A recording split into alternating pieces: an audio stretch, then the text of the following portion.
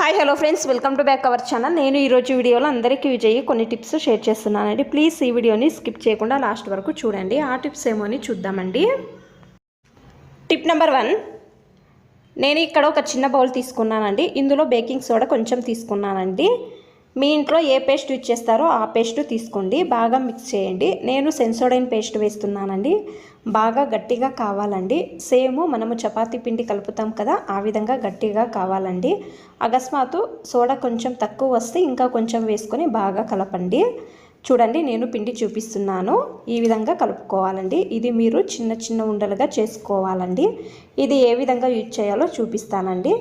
మీరు ఇదే బౌల్ని మీ ఫ్రిడ్జ్లో పెట్టండి. ఫ్రిడ్జ్ బ్యాడ్ స్మెల్ వస్తుంది కదా, ఇది పెడితే మీ ఫ్రిడ్జ్ అనేది బ్యాడ్ స్మెల్ అనేది రాదండి. తర్వాత సింక్ దగ్గర పెట్టడం వలన బొద్దింకలు రావు, బ్యాడ్ స్మెల్ రాదండి. కావాలంటే ట్రై చేయండి ఒకసారి.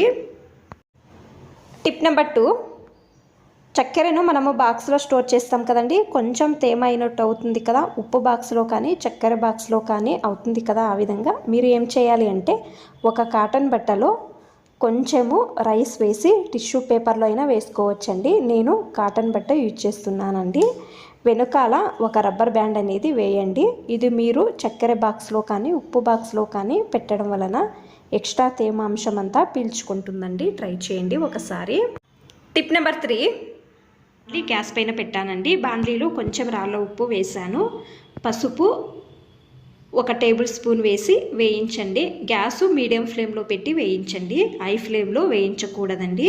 సేమ్ నేను వీడియోలో చూపిస్తున్నాను కదా, ఈ విధంగా కొద్దిసేపు వేయిస్తే చాలండి. పొగ రావాలండి, మీకే తెలుస్తుందండి. పొగ రావడానికి స్టార్ట్ అయితే గ్యాస్ ఆఫ్ చేయండి.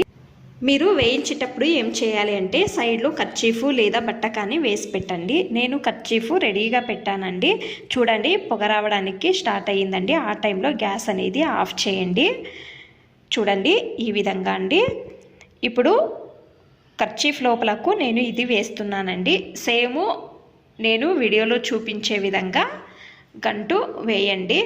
పిల్లలు ఎక్కువగా ఆడి వచ్చినప్పుడు పాదాలు నొప్పి అంటారు కదా, పిల్లలే కాదండి పెద్దవాళ్ళు కూడా అంతేనండి. ఎక్కువగా పాదాలు, చేతులు, తలనొప్పి అంటారు కదా. మీరు ఏం చేయాలి అంటే, కొంచెం వేడివేడిగా ఉన్నప్పుడే వాళ్ళు ఎక్కడ నొప్పి అంటారో అక్కడంతా ఈ విధంగా పెట్టండి. మీరు పిల్లలకు కానీ పెద్దవాళ్ళకు కానీ పెట్టవచ్చండి. తొందరగా నొప్పి అనేది తక్కువ అవుతుందండి. తర్వాత ఎక్కువగా తలనొప్పి ఉంది అనేవాళ్ళు ఇదే గంటును మీ నుదిటి పైన పెట్టుకొని చూడండి. నేను మా బాబుకి పెట్టి చూపిస్తున్నానండి. పిల్లలకు కానీ పెద్దవాళ్ళకు కానీ ఏ మెడిసిన్ తీసుకోకుండా ఇది ఒక మంచి రెమెడీ అని చెప్పవచ్చండి. కావాలంటే ట్రై చేయండి.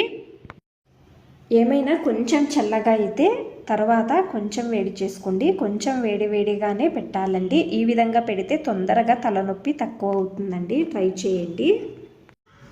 టిప్ నెంబర్ 4, కుక్కరు మనం రోజు యూజ్ చేస్తాం కదండి. రైస్ కానీ సాంబార్ కానీ చేస్తాం కదా, కుక్కర్ విజిల్లు చల్లగా అయిన తర్వాత తీసిన తర్వాత కుక్కర్లో వేడిగా ఉండాలండి.